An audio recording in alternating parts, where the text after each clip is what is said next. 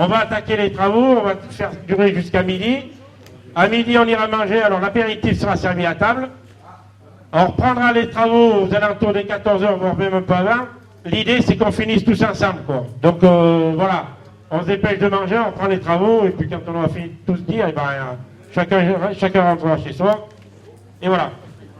Et bien, sans plus tarder, je passe la parole à Maurice Lecomte.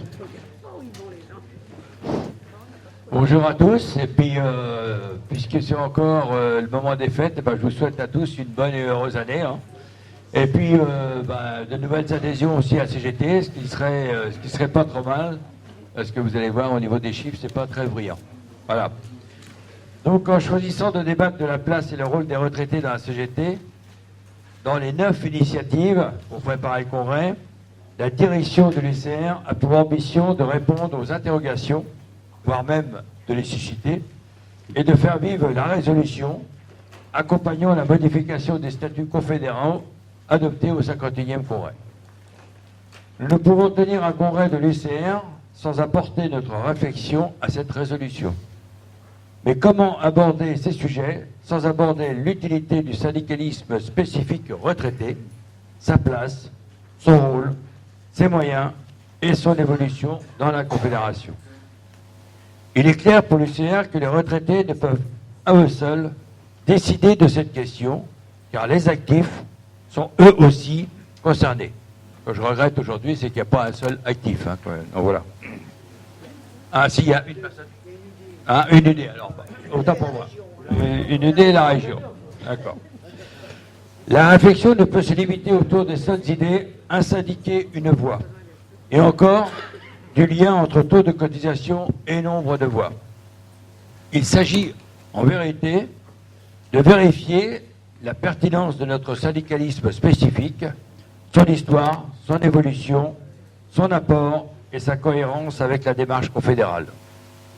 Nous avons, au cours de ces dernières années, construit un concept solide d'une société pour tous les âges. Nous sommes en train d'affiner notre réflexion sur les territoires et d'examiner sa mise en pratique pour un travail ensemble dans la proximité. Ce que nous devons débattre tourne autour donc de cette idée force que nous avons fait naître quant au caractère inédit de la place et du rôle qu'occupent aujourd'hui et qu'occuperont encore plus demain les retraités dans la société. Compte tenu de leur nombre relatif et de leur vitalité nouvelle et des enjeux économiques et sociaux liés à cette évolution. Comment imaginer un syndicalisme immobile dans une société en forte transformation? Soyons ambitieux, dotons-nous d'outils adaptés et de mode de vie rénové pour construire cette société pour tous les âges et que nous revendiquons. Soyons également modestes, donc réalistes, car nous savons bien, les uns et les autres, que les évolutions, c'est-à-dire les nôtres, ne se décrètent pas d'en haut, mais qu'elles exigent le temps et la conviction.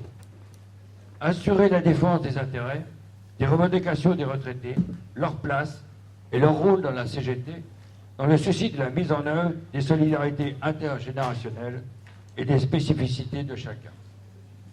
Construire une CGT pour tous les âges représente donc un défi pour toute la CGT.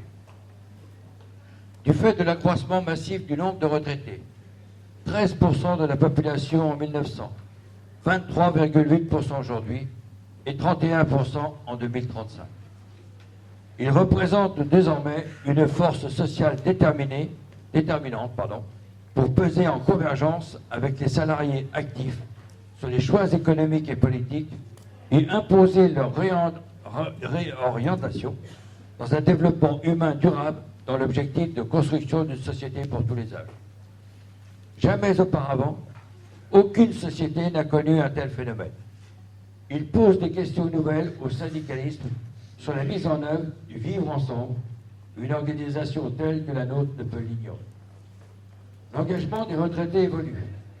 Nous sommes passés d'un syndicalisme de solidarité à un syndicalisme revendicatif solidaire.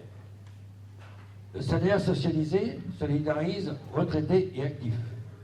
Le droit à la retraite est financé par le salaire socialisé de ceux qui, actuellement, sont en activité professionnelle, tout comme l'ont fait des retraités lorsqu'ils travaillent. Cette forme de solidarité, qui trouve son origine dans le partage des richesses créées par le travail, est combattue par ceux qui n'ont de cesse d'utiliser l'opposition entre les générations pour permettre au patronat de récupérer la part du salaire socialisé, salaire qui est tenu de reverser à la sécurité sociale. Pour construire le syndicalisme que nous voulons, arrêtons de réduire le retraité à son passé pour lui permettre de bâtir son avenir. Dès 1967, le 36e congrès de la CGT décide de créer dans chaque syndicat, chaque UL, une section de retraite. L'espérance de vie était alors en moyenne de 5 ans, après le départ en retraite. Il est aujourd'hui de 25 ans pour les femmes et 19 ans pour les hommes. Le premier congrès de l'UCR en 1982 atteste la lente maturation des idées dans le mouvement syndical et inventorie les questions qui vont se poser à l'UCR dans les 30 années à venir. Ce n'est qu'en 2003 et 2007, au congrès de Tours et de Dijon, que l'on développera le concept d'une société pour tous les âges. Société à inventer puisque sans modèle existant, étant donné que c'est la première fois dans l'histoire de l'humanité que se dessine une telle répartition des âges. Un tiers en formation, un tiers au travail et un tiers à la retraite. Il y a dans la CGT une réelle méconnaissance de l'UCR et de ses organisations et l'intérêt que les retraités ont à s'y engager. Le nombre de syndiqués retraités est partie intégrante du rapport de force. Or, celui-ci n'est pas en notre faveur. 700 000 syndicats CGT, dont 110 000 à la retraite.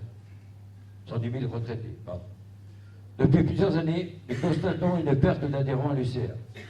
Nous rencontrons des difficultés sur l'adhésion et la continuité syndicale. Par exemple, 12 000 syndiqués retraités sont restés affiliés dans les syndicats d'actifs sans pour autant être identifiés comme retraités. Cela tient pour beaucoup à la méconnaissance des enjeux que représente le syndicalisme spécifique retraité. Nous avons besoin de le rendre visible et démontrer sa pertinence pour que ceux et celles à qui il s'adresse se tournent vers lui. Cela commence sur le lieu de travail en direction du futur retraité. La continuité syndicale n'apparaît visiblement pas comme une évidence dans la CGT. Il reste beaucoup de travail à accomplir pour mettre en avant les raisons pour lesquelles il faut rester syndiqué à la retraite. Car, après tout, pourquoi rester syndiqué à la retraite si on n'a pas de conviction que c'est utile? Aujourd'hui, 3 syndiqués CGT sur 10 restent syndiqués. La question de la continuité syndicale doit être prise en charge par les syndicats d'actifs en lien avec les retraités. Les dispositions d'organisation et de suivi doivent être mises en place. Reste la question du renforcement.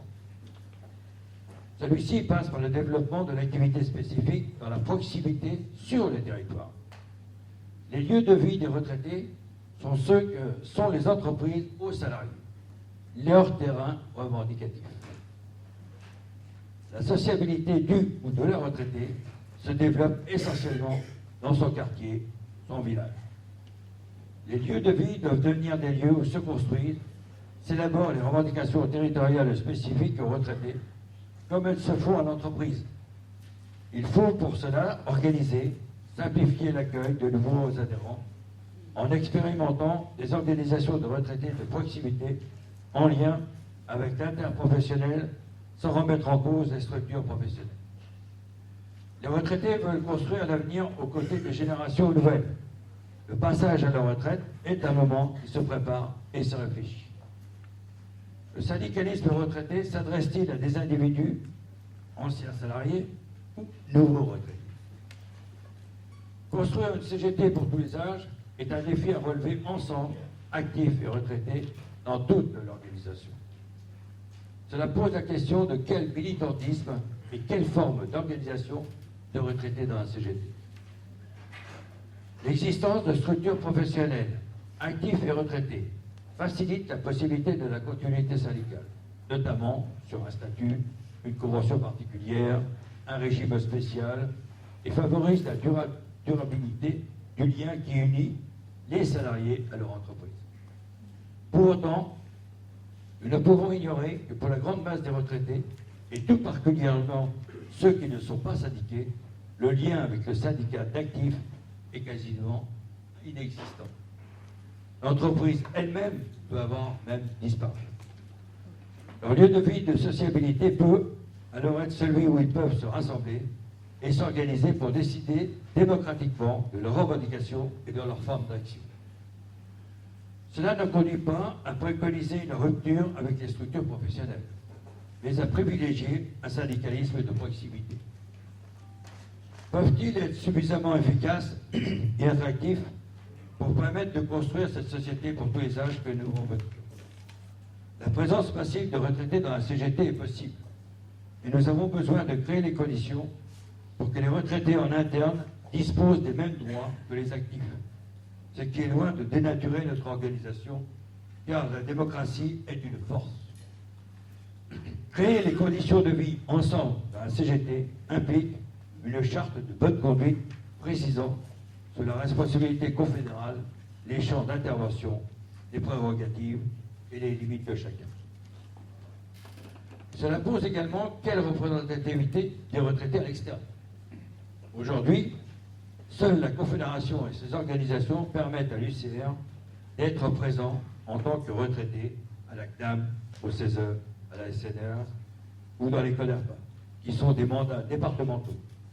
Seul le CNRPE est mandat de l'UCR. Par exemple, avec la loi sur l'adaptation de la société au vieillissement, l'ensemble des organisations syndicales de retraités ont dû intervenir avec force auprès des gouvernements pour que les organisations syndicales soient présentes dans le gouvernement, au conseil et pas seulement les associations.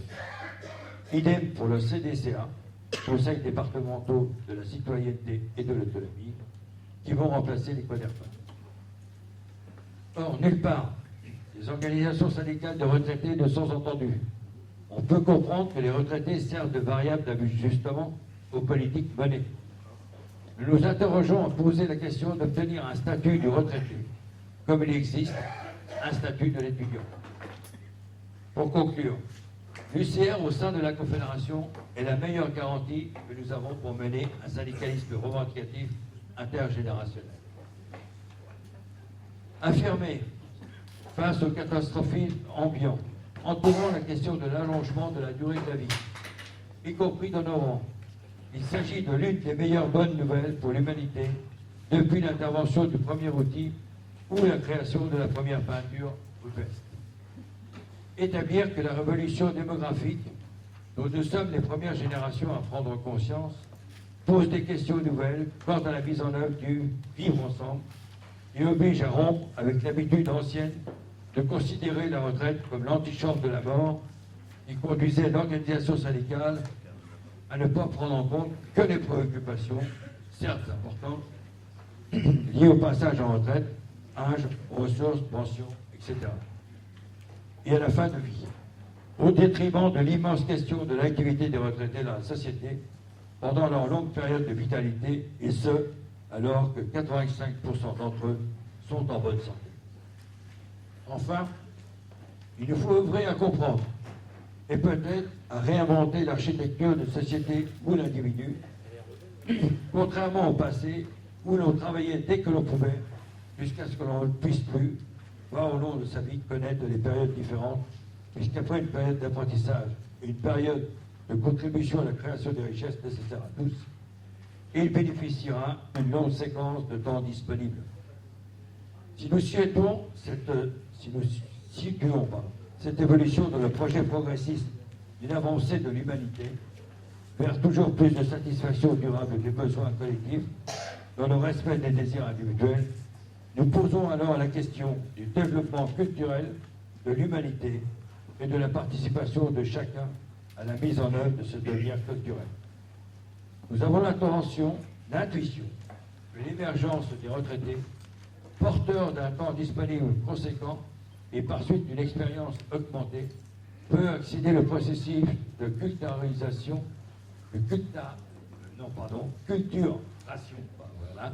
la société.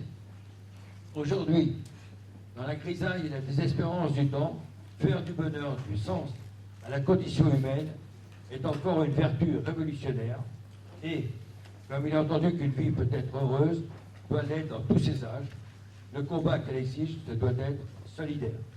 Affirmer, consolider, voire construire cette solidarité respectueuse de chacun, telle, me semble-t-il, l'une des ambitions de la CGT.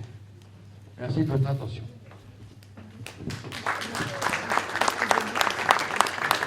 Bien, on remercie Maurice pour ce rapport. Alors, je rappelle un petit peu, hein, la CGT la CGT retraitée dans la CGT, dans la société, rapport sur le lieu de vie, etc., etc.